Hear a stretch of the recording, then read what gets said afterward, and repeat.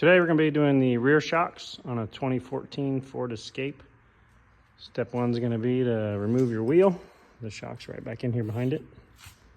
These are 19mm lug nuts. Once the wheel's off, you got three fasteners here. First, there's a 15mm bolt that goes through the back of the shock right there, holds it to the spindle. And then up inside of here, you got a couple of nuts to take off of studs. I think they might be 13mm, but we'll find out in just a second. Started off by checking it with a wrench, but it's way too tight for that, so we're going to move underneath with an impact here.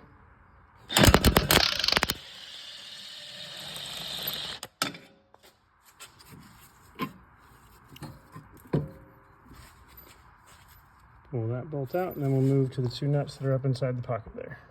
Got a, I don't know, 14 or 16 inch extension there. Might be an 18 with a 13mm socket.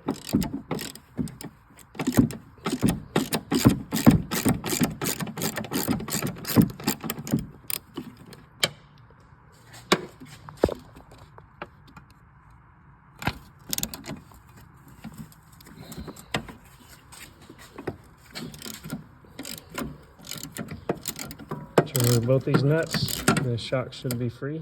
With both the nuts removed, you can just kind of slant it back and drop it out of there. There's the old part. We're gonna install this just like it came out of the vehicle, which would be label and stenciling side was facing the vehicle. So on the new one, our label and the stenciling on the part is gonna face the vehicle. Just work it up into place.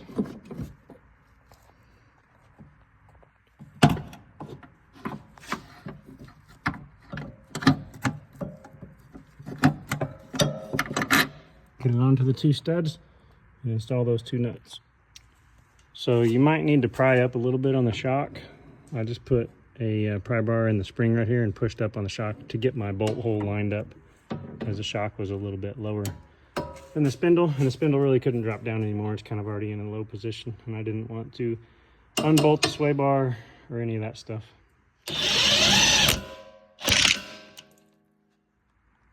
All right, that's how you change the shocks on a Ford Escape. This is a 2014, same for other years.